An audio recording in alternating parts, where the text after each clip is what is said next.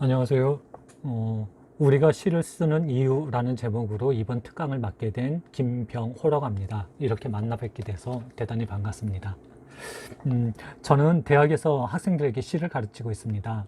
제가 가르치는 학생들 중에는 고등학교 성적에 맞춰서 얼떨결에 문창과에 들어오는 학생들도 있고, 아니면 가끔은 제 나이 또래의 만학도도 있습니다.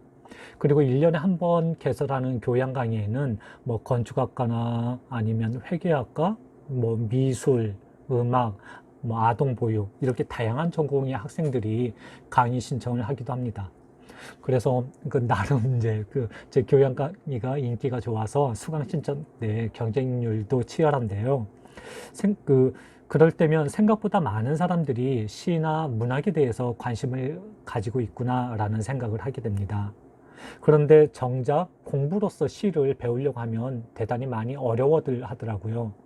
그 문해창작학과 입학생 1학년들을 대상으로 학기 말에 이제 설문조사를 해보면 별 생각 없이 문창과에 왔다가 그 시에 대한 흥미가 생겼다라고 대답을 하는 학생들이 꽤 됩니다. 아주 꽤 되는데요.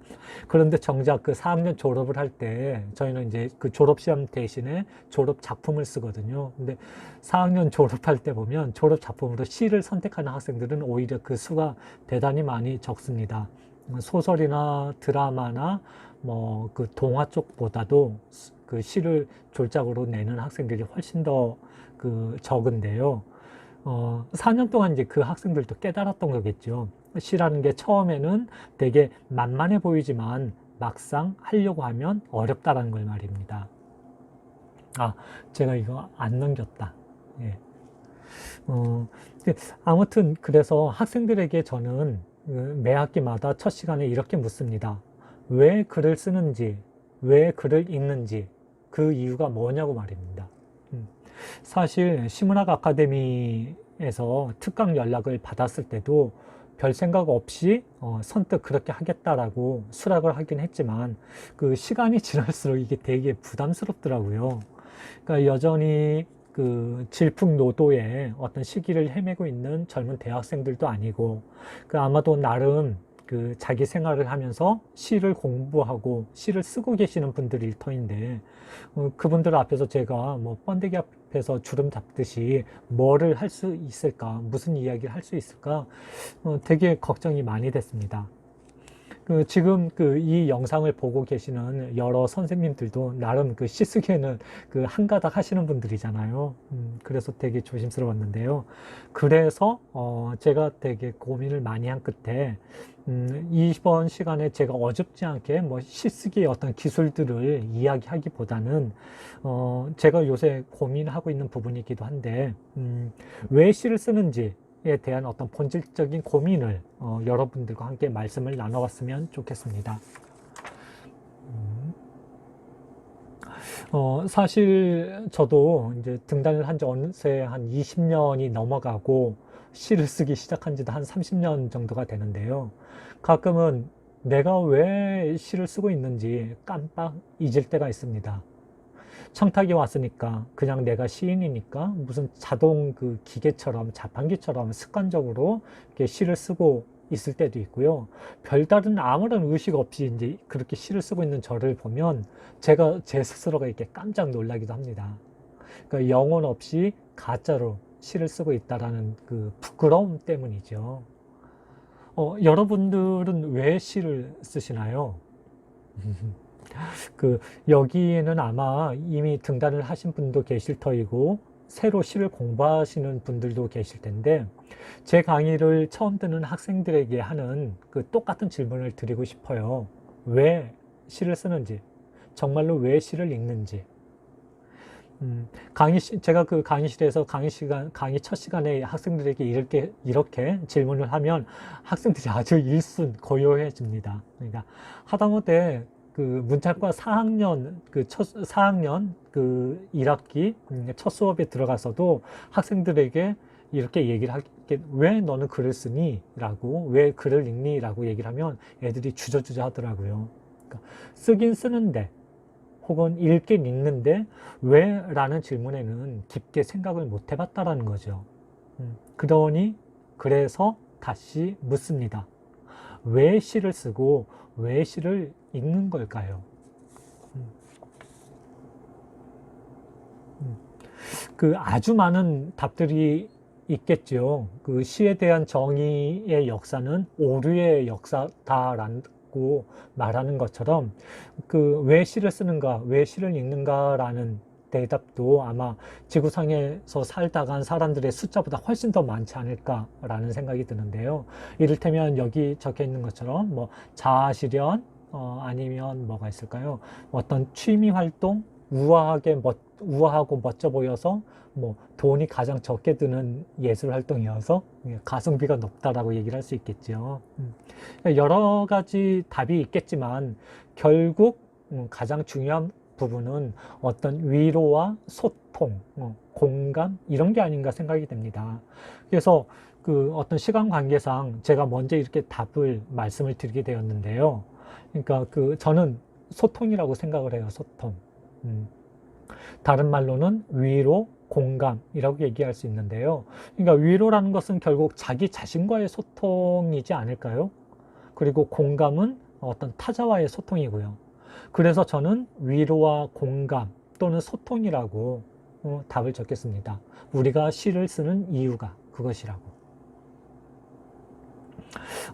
글을 쓸 때 어떤 위로 혹은 그 위안은 내가 남에게 주는 것이기도 하지만 가만히 생각해 보면 글을 쓰는 그 시간 동안 내가 이렇게 위로받는 그런 느낌 들지 않으신가요?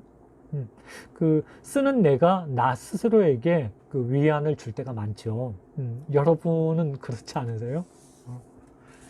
음. 그 어떤 사람들은 시를 하루에도 뭐 한 서너 편 쓴다고들 하시더라고요. 근데 저의 어떤 질투 때문에 그런 건지는 모르겠지만 저는 그 말을 믿지 않습니다. 그 이제 아니 그 말을 믿지 않는 게 아니라 이제 그가 하루에 서너 편 썼다는 그 글을 시라고 믿지 않는다라는 거죠. 사실 저는 그 천성이 게으른 탓이기도 하겠지만 1년에 한 많아야 열 서너 편? 10편에서 한 열 서너 편 그 사이를 쓰는 것 같아요. 여러분들은 1년에 몇 편이나 쓰세요? 그러니까 저는 시를 한 편 이렇게 쓸 때마다 너무너무 힘들거든요. 한 편 한 편 쓸 때마다. 그래서 그런 말이 있죠. 찐이 빠진다고. 그 정말로 그런 것 같아요, 저는. 그래서 운이 좋으면 뭐 연구실이나 집에 서재에 처박혀가지고 한나절 이렇게 꼬박 이렇게 시간을 보내야지 겨우 한 편을 써내기도 하는데 사실 쓰는 시간이 그 어떤 시를 컴퓨터 앞에서 이렇게 쓰는 시간이 한나절이지 하루 이틀이지 그 뭐죠? 시의 씨앗이 되는 어떤 생각을 심고 가꾸는 데는 며칠 아니면 몇 주, 몇 달, 저는 몇 년이 걸린 시도 있었어요. 여러분도 그러시죠. 여기 그림에 행운목 제가 그려놨는 사진을 옮겨놨는데요. 그러니까 겨우 그 7년에 한 번, 이게 주기가 딱 7년도 아니죠. 7년에 한 번 그 꽃이 핀다는 행운목을 키우는 것처럼 되게 시 한 편 쓰는 데는 그 보이지 않는 공을 들여야 되는 거잖아요. 그래서 저는 아무튼 시를 쓰면서 되게 짤짤매곤 하는데요. 그리고 그거 쓸 때마다 이게 마치 제 인생의 어떤 마지막 작품이 될 것처럼 되게 많이 버겁더라고요. 그런데 이제 그런 시간을 보내고 번듯한 어떤 작품을 하나 써내면 되게 스스로가 기특해지는 거예요. 그래서 어쩔 줄을 몰라 하죠. 이런 작품을 내가 썼네? 라고요. 그래서 정말 이런 작품을 내가 썼네? 라고 하면 감탄을 막 하게 되죠. 그런데 가만히 생각을 해보면 시를 쓰는 사람들은 매 그 시를 쓸 때마다 왜 이런 고통스러운 시간을 보내야 할까요? 보내는 걸까요? 한번 생각을 해보신 적이 있으세요? 그 앞서 말씀드렸던 것처럼 아마 그 첫 번째 이유는 자기 위로가 아닐까 생각이 됩니다. 그러니까 시는 일종의 결핍의 장르라고 이야기들 하잖아요. 그러니까 본의 아니게 혹은 본능적으로 시를 쓰는 과정 속에서 자신의 상처를 이렇게 들여다보고 스스로를 다독이게 된다라는 거죠. 그러니까 이게 이제 그 우리 요새 말로 요새 이제 그 대학생들 젊은 친구 사람들의 말로 쓰담쓰담이라고 또 얘기를 하는데, 그 뭐죠? 가엾이 여기고 어루만져주는 일이 시를 쓰고 시를 읽는 어떤 그런 것의 가장 기본이 되지 않을까라는 생각을 합니다. 그 글을 쓴다는 건 원초적으로 자신의 그 욕망의 법칙이 작동하는 거잖아요. 자기 욕망의 법칙? 그러기 때문에 누가 뭐 하지 말라고 해서 이렇게 하지 마라고 얘기를 해서 안 쓸 수는 없지 않아요? 특히 대학생들은 꼭 중간고사, 기말고사 시험 기간에 그렇게 글을 쓰고 싶어 하더라고요. 좋은 생각이 막 났다고 하고. 근데 시험이 끝나면 정작 안 쓰기도 하죠. 그러니까 그런 어떤 자기 욕망의 법칙이 작용되기도 하고, 그래서 어떤 문학은 뭐라고 얘기할까요? 어떤 모든 억압의 출구, 그 다음에 어떤 해방구로서의 기능들을 갖추고 있는 거죠. 그래서 여기 써 있는 것처럼 예술가는 자기 어떤 자기 고통을 떠맡을 수 있는 사람이라고 얘기를 할 수 있습니다. 그러니까 시인은 시를 써서, 소설가는 소설을 써서 자신의 어떤 자기 안에 내재되어 있는 고통을 떠안는 거죠. 그래서 아주 딱딱한 어떤 일상의 외피를 벗기고 그 부드러운 속살의 언어를 찾아내는 그 과정이 대단히 고통에 찬 고통스러운 작업일 수밖에 없죠. 하지만 그 과정 끝에는 정말로 어떤 비밀스러운 아주 평안한 안식처가 놓여있는 그런 경험들 해보셨죠. 당연히 해보셨죠. 그러니까 요즘에 대학생들의 어떤 일반적인 상황인지는 모르겠지만요. 그 문창과에 다니는 저희 과의 학생들과 면담을 해보면 의외로 이렇게 정신과 치료를 받은 그 경험을 가진 학생들이 의외로 많더라고요, 정말로. 요즘은 이제 정신과 치료나 상담이 다소 보편적인 일이라고는 해도 그 비율이 좀 높아서 저도 깜짝 놀라기도 했는데요. 뭐 흔히 마음의 감기라고 하는 우울증을 앓았던 친구도 있고, 어떤 내면의 상처나 내면의 어떤 씻을 수 없는 아픔을 갖고 있는 친구들도, 학생들도 되게 많아요. 그러니까 이를테면 그런 것들이죠. 어린 시절에 이제 또 다른 사랑을 찾아서 집을 나간 엄마가 있다든지, 아니면 이혼을 했는데 3년째 엄마 아빠가 한 집에 살고 있는 그런 가정의 아이도 있고요. 어떤 이유인지 모르겠지만 언니가 자살을 해가지고 엄마가 딸에 대한 이제 남아있는 이 학생에 대한 집착이 큰 거예요. 그래서 인천에서 수원까지 학교를 다니는데 엄마가 차로 매번 태워다 줘요. 그리고 학생이 수업이 끝날 때까지 기다렸다가 수업 끝나면 또 집으로, 그러니까 수원에서 인천까지 또 데리고 가는 거죠.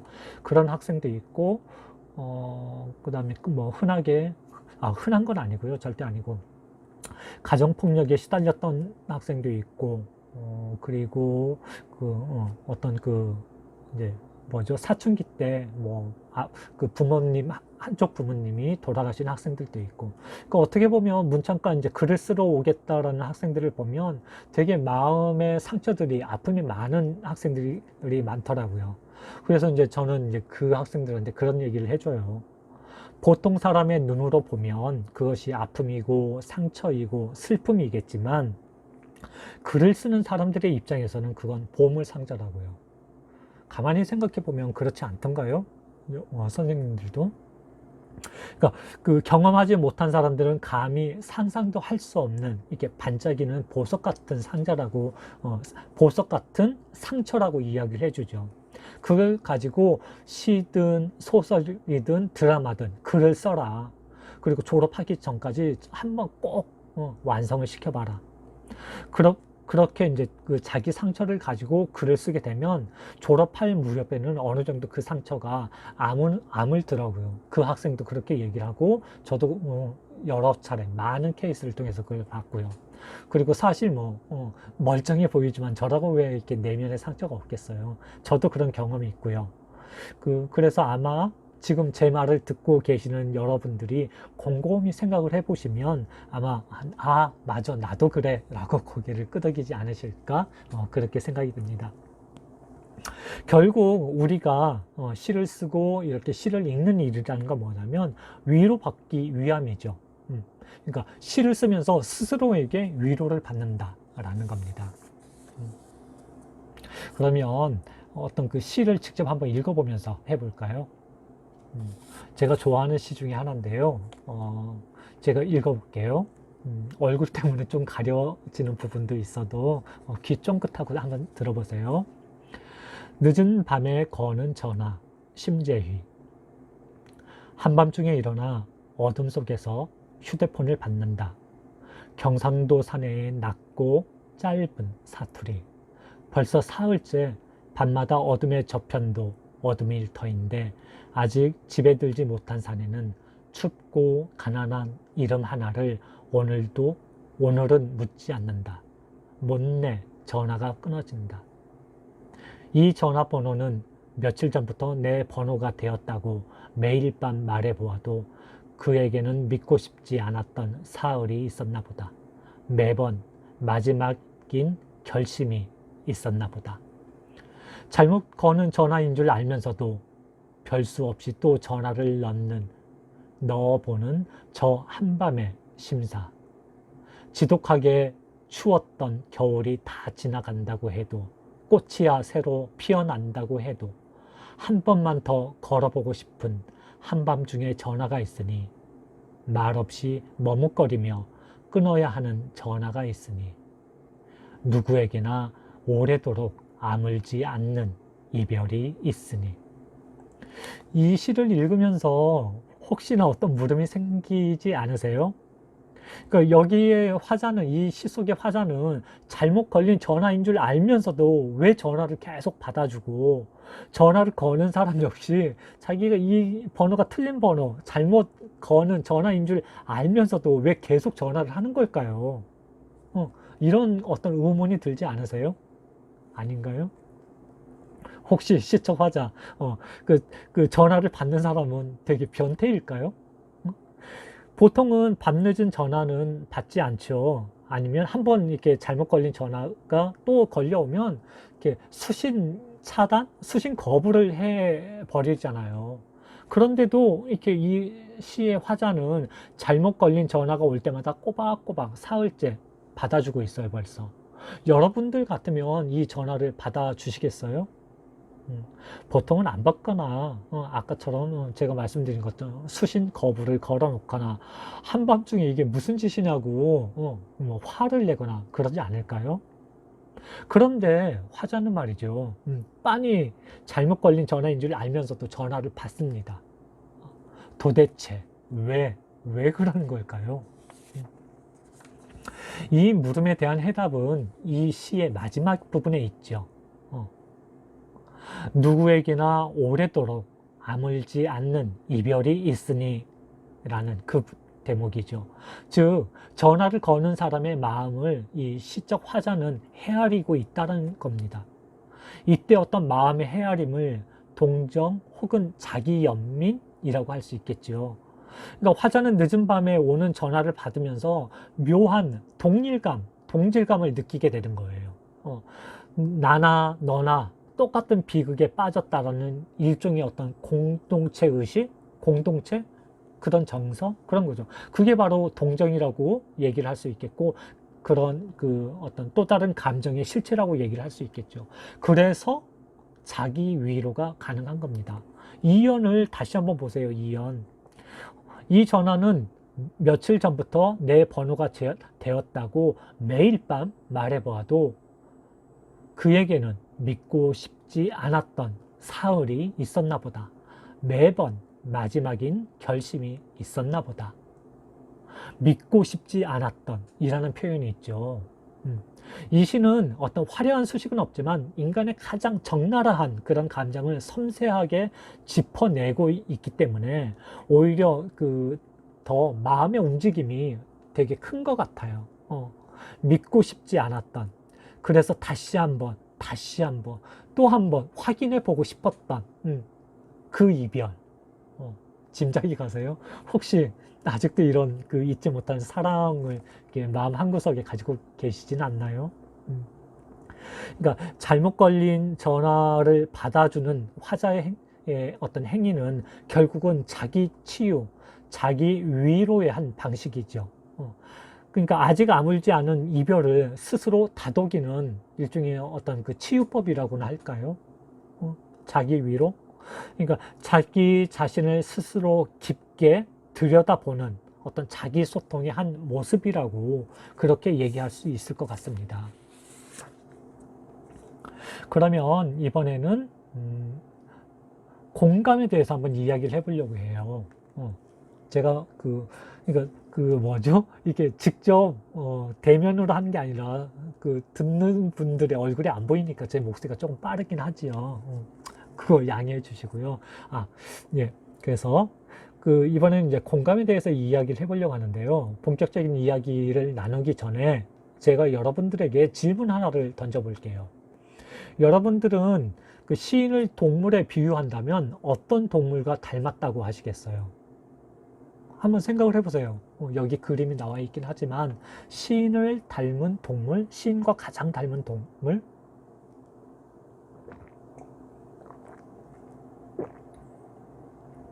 이게 오프라인이라면 제가 몇 분께 직접 질문을 드릴 텐데 여러분의 답을 들을 텐데 좀 아쉽긴 한데요.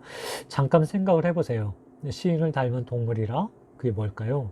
누군가는 아름다운 노래를 하는 뭘까? 꾀꼬리를 답할 수도 있겠고요. 누군가는 토끼를 얘기할 수도 있겠죠. 토끼를 왜 시인하고 비교할까요? 예전에 잠수함 초기에는 이렇게 산소가 부족한지 안 부족한지를 알 수가 없어서 잠수함 타다가 죽는 사고가 일어나기도 했다고 하죠. 그래서 이렇게 토끼를 데리고 탔대요. 그래서 이제 잠수함 안에 공기가 많은지 적은지를 이제 토끼를 통해서 알게 되는 거죠. 그래서 토끼하고 어떤 시인이 닮았다라고 이야기를 하는 사람들은 어떤 시인이 사회적인 문제, 어떤 시대나 역사에 대해서 예민하게 반응하는 그런 존재다라는 의미에서 시인은 토끼와 닮았다라고 얘기를 하는 거죠. 누군가는 이런 고귀한 학이나 기린이나 여기 사슴이나 그런 걸 얘기할 수도 있겠지요. 그런데 이제 저는 이제 제가 만든 답을 가지고 왔죠. 저의 이제 정해진 답을 여러분들께 말씀을 드리자면요. 저는 여우라고 생각을 해요. 지금 그림 봤더니 이거 늑대 그림이네. 맞죠? 여우를 가지고 왔어야 되는데. 죄송해요. 아무튼 여우라고 합시다. 그러니까 여우는 시인들이 되게 많이 사랑하는 동물의 하나인 것 같아요. 유명한 시창작 방법론 책을 썼던 그러니까 시창작 방법론 책인 시작법이라는 책을 썼던 영국의 시인 테드 휴즈도 또 여우에 대해서 시를 썼고요. 안도현의 여우도 있고 나이덕의 여우도 있죠. 저는 시인이 좋아하는 동물이어서 시인을 여우라고 하는 게 아니라 사실은 여기 써 있는 것처럼 하울링 때문에 저는 시인을 여우라고 생각을 해요. 하울링이 뭔지 아시죠? 이를테면 노래방에 가서 마이크 이렇게 짹 하는 소리가 있잖아요. 그걸 하울링이라고도 얘기를 하는데 전설의 고향이나 옛날에 사극에 보면 한밤중에 여우가 이 산에서 어우 하고 우는 거 그거 이제 하울링이라고 하죠. 그거를.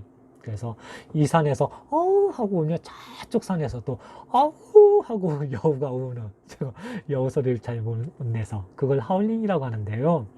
이 여우의 하울링, 여우의 울음소리에 대해서 자료에 따라서 조금 차이가 있긴 한데 지금 같은 도시가 아니라 어떤 인공적인 소음이 없는 어떤 숲이나 사막이나 그런 데서는 이 여우의 하울링, 여우의 울음소리가 40km를 간대요. 보통 40km. 최대 40km겠죠.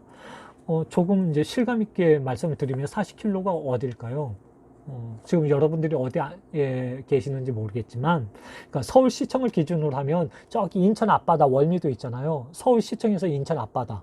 아니면 북쪽으로 얘기하면 저기 북쪽에 파주 저쪽에 임진각 있잖아요. 거기 임진각. 그리고 남쪽으로 얘기하면 직선거리로 에버랜드가 한 40km 된다고 하더라고요. 생각보다 엄청 멀지 않아요? 40km? 40km면 생각해보니까 백리네요. 백리. 십리가 4km니까 백리. 그런데 처음에 아우 하고 우는 여우는 왜 울까요? 왜? 보통은 보통은 배고파서 운대요. 아니면 어디 이제 상처가 나서 아프다고 울거나 아니면 혼자 있는 게 외로워서 울거나. 그러면 그 소리를 듣고 40km 밖에 떨어져 있는 여우가 다시 울어주잖아요. 하고. 왜 그럴까요? 당장 얘가 배고프다고 해서 내가 잡은 토끼를 물고 40km나 달려올 수도 없는데 시간도 꽤 걸릴 텐데 저기서 나 너무 배고파. 사흘을 굶었어. 발바닥에 가시가 찔렸어. 너무 아파. 라고 운다고 해서 그 40km나 떨어진 여우가 왜 덩달아 어우 하고 울어주는 걸까요? 그건 바로 내가 네 옆에 있어. 내가 네 옆에 같이 있어. 라는 신호죠. 그러니까 너의 아픔을 내가 똑같이 느낀다는 게 아니라 네가 아픈다는 걸 알고 있어. 그리고 내가 네 옆에 있어 줄게. 라고 말을 하는 거라고 하더라고요. 우리가 어제 어떤 밤을 지내셨는지 모르겠지만 그 전날 그 술을 먹고 머리가 깨질 것처럼 아프잖아요. 아니면 조금 심각한 얘기로 어떤 사랑하는 가족을 잃었을 때 어떤 상심, 그러니까 이런 어떤 아픔이나 상처의 크기가 모든 사람이 똑같을 수 없잖아요. 그러니까 누가 누군가의 아픔을 똑같이 이해한다는 건 그건 거짓말이죠. 그렇지 않을까요? 내가 내 목숨보다 사랑하는 어떤 애인이 아니면 나의 부모나 나의 자식이 아팠을 때 정말로 사경을 헤매고 있는데 내 몸은 멀쩡한 거예요. 이상하지 않나요? 그러니까 단지 내가 아프다는 건 뭐냐면 내가 사랑하는 사람이 고통을 받고 있다는 그 사실에 내 마음이 아픈 거지 그가 겪는 고통을 똑같이 내가 받아낼 수는 없잖아요. 그러니까 그 어떤 아픔이나 똑같은 어떤 상처, 똑같은 그 아픔을 동질의 것으로, 동질의 어떤 그 무게, 크기, 사이즈로 내가 받아들일 수는 없다라는 거죠. 하지만 내가 사랑하는 사람이 만약에 아프다면 내 아이가 아프거나 부모님이 아프다고 하면 사랑하는 사람이기 때문에 밤새 그 옆자리를 지키면서 얼음물에 찬 수건을 계속 이마에다가 올려준다거나 매 시간 어디 다른 데 불편한 데가 없는지 계속 이렇게 뒤적거리면서 보살피면서 뜬 눈으로 밤을 새운다거나 그렇게 하는 거죠. 이게 바로 이제 40km 밑에 밖에서 40km 떨어진 곳에서 울어주는 여우의 하는 그 울음소리하고 똑같은 거죠. 내가 너의 아픔을 알아. 내가 네 옆에 그렇게 있어. 그래서 저는 시인이 그 시인을 닮은 동물이 바로 여우라고 생각을 합니다. 또 시 한 편을 같이 읽어보도록 할까요?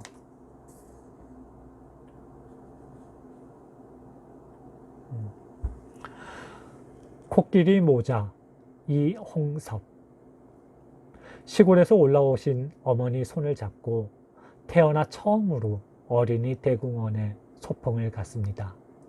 때마침 공작도 활짝 날개를 펴 우리 모자를 반겨주었습니다. 참 먼 데까지 왔구나. 어머니는 이국의 동물들을 어루만지듯 바라보았습니다.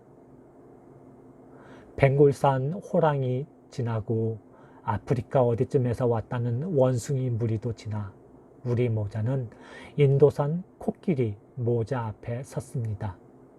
어미 코끼리 앞에 새끼 코끼리는 뒤에 서서 그 지순한 표정으로 우리 모자를 가만히 들여다보았습니다.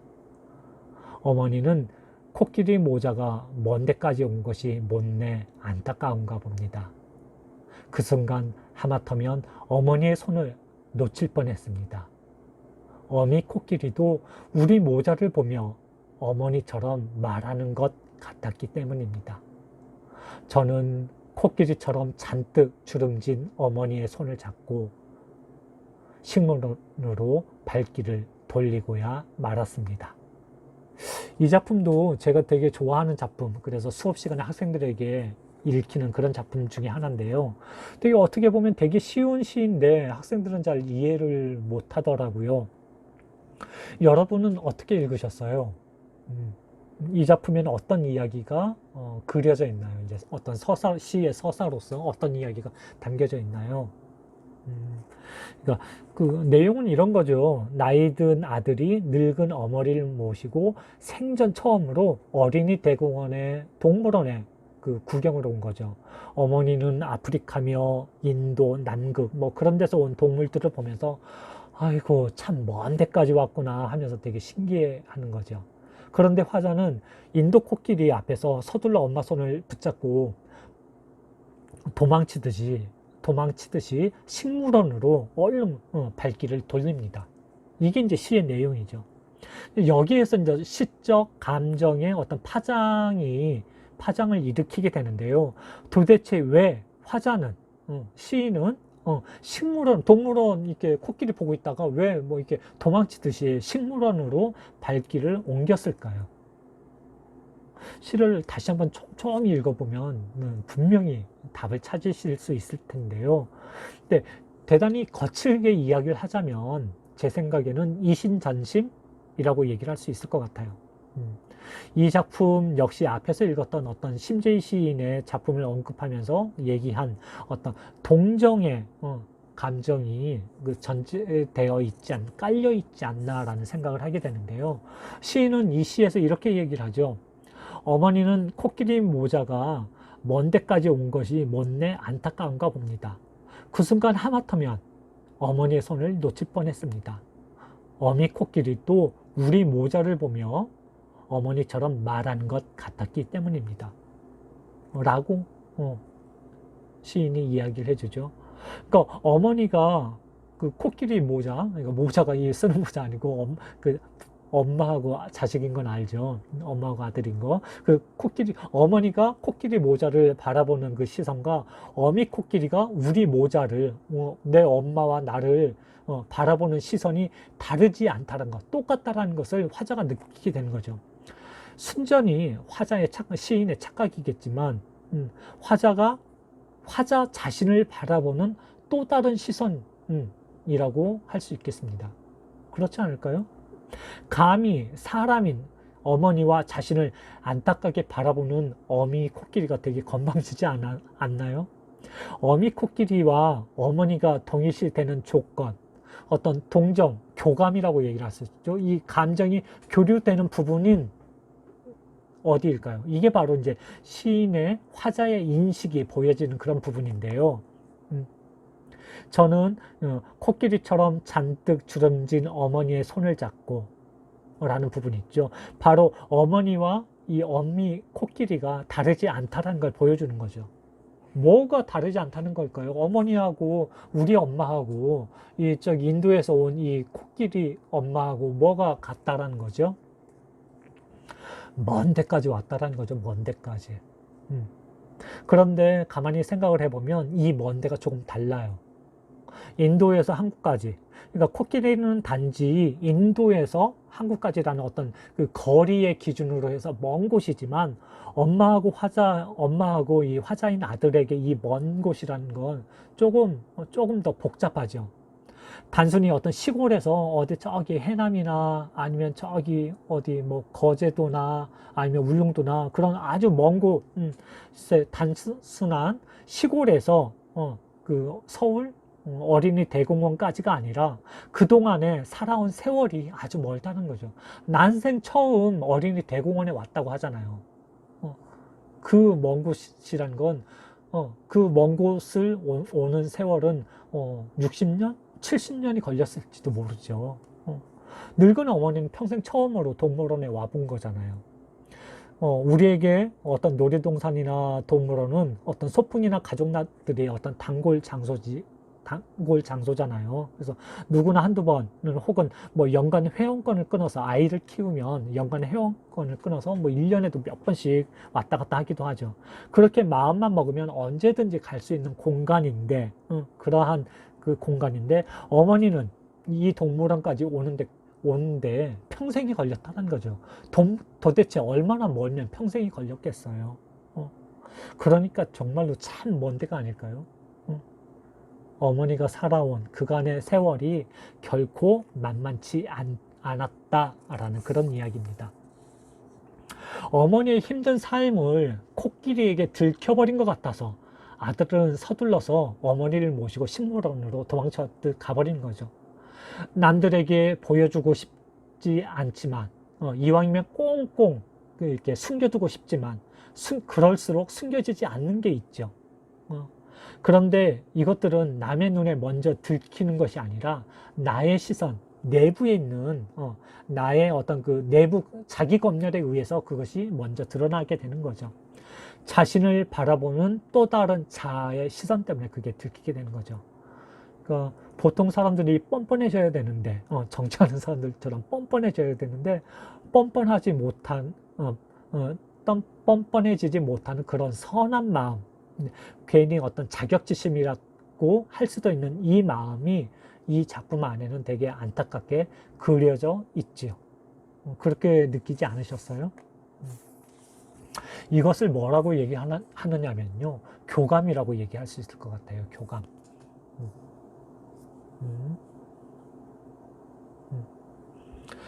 그러니까 여기 적어 놓은 것처럼 문학의 역할은 어떤 타인의 고통에 단순히 그 연민을 보내는 것을 넘어서서 그 연민을 넘어서서 타인의 고통에 공감을 하고 그 아픔을 나눌 뿐만이 아니라 그러니까 나의 고통이 내가 어떤 지금 지니고 있는 어떤 특권들 그것들이 그 타인의 고통과 연결되어 있을지도 모르겠다라는 의심을 하는 것이 바로 의심을 하게 만드는 것이 바로 시의 역할이다라고 그 수잔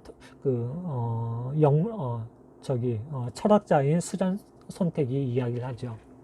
그러니까 이 시에서 코끼리 모자와 화자는 순간 이런 교감을 나누게 되었던 거죠. 그리고 그 교감에 화들짝 놀란 화자가 어머니를 모시고 얼른 도망치듯이 식물원으로 발걸음을 옮겼던 거고요. 그러니까 여기에 적어 놓은 것처럼 공감이란 것은 여우의 하울링처럼 같음이 아니라 어떤 똑같은 동질의 고통을 느끼는 게 아니라 내가 네 옆에 함께 하고 있어, 너의 고통을 내가 함께 해줄게 라는 그런 의미예요. 공감이라는 건. 인간에게는 기본적으로 자기 본능이 있습니다. 자기 보호 본능이 있죠. 슬픔 앞에 서면 자기도 모르게 몸을 이렇게 도사리게 되고, 기쁨 앞에서는 이게 몸을 막 이렇게 부풀려 가지고 그 기쁨을 온몸으로 맞으려고 하죠. 근데 우리가 이렇게 되게 불쌍한 앵벌이를 하는 사람이나 그 불쌍한 사람이 있으면 나도 모르게 이렇게 손을 뻗게 되는 거죠. 그런 것들, 그런 어떤 그 공감의 어떤 그 마음, 본능, 그런 것들이 있는데요. 지금 이제 나의 마음이 사실은 어떠한 것인지 우리는 스스로의 마음을 쉽게 이렇게 들여다볼 수 있기도 합니다. 하지만 다른 사람의 어떤 내면의 상태는 쉽게 알아볼 수가 없죠. 그렇지 않나요? 그래서 심리 철학에서는 뭐라고 얘기를 하냐면요, 다른 사람의 마음을 들여다보는 거, 타자 마음의 문제라고 얘기를 하는데요. 그 타자 마음의 문제를 해결할 수 있는 열쇠가 뭐냐면 내 마음이 상대방의, 다른 사람의 마음을 모방하는 것, 즉 공감에 있다라고 얘기를 해요. 다른 사람을 이해하는 마음이라는 거죠. 흔히 뭐 이렇게 연예인이나 정치인이나 막 이렇게 구설수에 오르고 내로남불 뭐 그런 얘기들 많이 듣는 게 뭐냐면 이 절대적으로 공감 능력이 떨어져서 그런 거죠. 그렇지 않는가요? 그런데 우리가 이 공감이라는 것, 누군가와 교감을 느낀다라는 이 공감은 사실은 우리가 이것 때문에 시를 쓰고 시를 읽는 그런 이유이기도 하지요. 타인의 고통에 공감을 하는 것이야말로 문학의 시의 힘이니까 말입니다. 난생 처음 동물원에서 코끼리를 본 어머니가 참 먼 데까지 왔구나 하면서 타인의 고통이 머물렀던 그 자리에 스스로의 몸을 이렇게 던졌던 것, 겹쳐 보았던 것처럼, 그런 것처럼 어떤 타인의 슬픔을 단지 동정하거나 연민하는 것이 아니라 그 아픔의 심연에다가 자신의 몸을 이렇게 던져보는 거죠. 그것이 바로 타인의 고통에 반응하는 자세, 시를 쓰는 이유, 시를 읽는 그런 이유이기도 합니다. 타인의 고통에 나의 고통을 폭에 넣는 일, 그것이 여우의 하울링처럼, 그리고 여우의 하울링처럼 시의 커다란 울음, 울림, 시의 에너지, 그런 게 아닐까 저는 그렇게 생각이 됩니다. 이렇게 가만히 생각해 보면 이 세상은 되게 복잡하죠. 그렇지 않은가요? 저도 요새 되게 이런저런 많은 일들이 있어서 참 힘든데, 아무튼 이렇게 뭐 개인적이거든 내가 고요하게 있으려고 해도 바람이 멈추지 않잖아요. 이렇게 대단히 복잡하고 분주한 세상에서 이 쓸모없는 시를 되게 열렬하게 쓰고, 또 누군가는 이 어려운 시를 정말로 열심히 읽고 있죠. 그게 바로 저이고 여러 선생님들이잖아요. 그것은 사실은 시가 아주 대단해서가 아니라 우리의 삶이 바로 우리의 삶이 소중하기 때문이죠. 삶은 어느 순간 홍수처럼 범람해오는 우리의 감정을 이렇게 돌이켜보고 이기기 힘든 어떤 삶의 고통이나 슬픔을 위로해주죠, 시가. 그러니까 시를 열렬하게 쓰고 열렬하게 읽어낸 거, 그런 거 아닐까요? 불행하게도 사실은 우리가 앞에서는 제가 이제 자신의 마음을 제일 잘 안다라고 얘기를 했지만, 그런데 사실은 잘 알기는 하지만 자기 자신을 들여다보는 일이 쉽지는 않죠. 자주 있는 일은 아니죠. 그렇지 않나요? 그리고 하물며 우리의 주변, 나를 둘러싸고 있는 이 세계를 돌아보는 일은 더더욱 어렵죠. 시는 이런 순간에 나와 세계를 이어주고 나의 내면 세계로 이끌어주는 역할을 합니다. 물론 시가 치유를 해주지는 않아요. 아까는 초반에서는 치유를 얘기했는데 그거하고는 조금 결이 다른 이야기인데요. 시가 어떤 소화제나 뭐 어떤 치료약이 아니니까. 하지만 오히려 시는 내면의 나의 고통이나 타인의 고통의 마음을 포개므로써 나의 고통을 더 깊게 해주죠. 그리고 내가 가지고 있는 슬픔을 더 깊게, 더 많이 슬프게 해주고요. 그게 바로 시의 힘이죠. 그렇게 해서 더 깊고 더 크고 더 많이 아프게 해서 스스로를 견딜 수 있는 힘을 길러주는 거죠. 뭐라고 할까요? 저항력? 자생력은 아니고, 그런 것들을 단어가 생각이 안 나네요. 내성을 키워주는 거죠. 그러니까 한편의 시를 쓰거나 한편의 시를 읽는 동안 우리는 어떤 삶의 광활한 우주나 어두운 골방을 수십 번 건너다니면서 수십 명의 삶을 기웃거리거나 수십 년의 생도 이렇게 기웃거리게 됩니다. 그 시간 동안 우리는 가장 밀도 높은 마음으로 우리의 인생, 자기의 인생을 반추하기도 하고 하면서 어떤 스스로가 달라지는 걸 느끼게 되죠. 왜 그렇죠? 마음의 깊은 소리를, 깊숙이 있는 소리를 듣기 때문이죠. 그러니까 오늘도 시를 열심히 쓰시거나 시를 열심히 읽으시거나 이 동영상을 열심히 보셔야 된다는 말입니다. 여기 나와 있죠. 시는 결국 자기 위로, 그리고 타인에 대한 공감이다. 이것은 결국 자기 자신과 혹은 타인과의 소통이다. 그렇기 때문에 시를 쓰고 시를 읽게 된다. 이런 게 바로 저는 시 쓰기, 시 읽기의 나침판이라고 생각이 돼요. 시를 한 줄 멋지게 형용사 수식어를 삽입해서 멋지게 쓰는 한 줄을 만들어내는 것도 중요하지만, 내가 왜 시를 쓰는지, 내가 왜 시를 읽는지 그런 생각을 나침반처럼 가지고 있으면, 밤하늘의 북극성처럼 그런 생각을 가지고 있으면 방향을 잃지 않는다라는 거죠. 내가 헛된 마음, 사특한 마음을 품지 않게 된다라는 거죠. 시를 잘난 척 하려고 쓰는 게 아니라는 거. 그런 걸 알게 된다는 거죠. 이미 여러분들은 고수이실 터인데 제가 쓸데없는 얘기를 했습니다. 자, 오늘 이제 저의 강의는 여기서 마무리하려고 합니다. 조금 더 좋은 시간이 있었으면 제 작품도 이렇게 한 편짝 읽어드리면서 더 많은 이야기를 나눴을 터인데, 제가 조금 쑥스러움도 많고 시간이 이렇게 많이 주어지지 않아서 딱 짧은 시간 안에 좋은 말씀들을 전해드리려는 그런 욕심 때문에 차마 제 시를 소개해드리지 못했는데요. 나중에 뭐 좋은 기회 있지 않을까 싶습니다. 그렇겠죠? 아쉽지만 아무튼 저에게도 오늘 좋은 시간이었습니다. 네, 그 수고 많으셨고요. 다음에 기회가 닿으면 다시 한번 반갑게 인사드리도록 하겠습니다. 네, 감사합니다.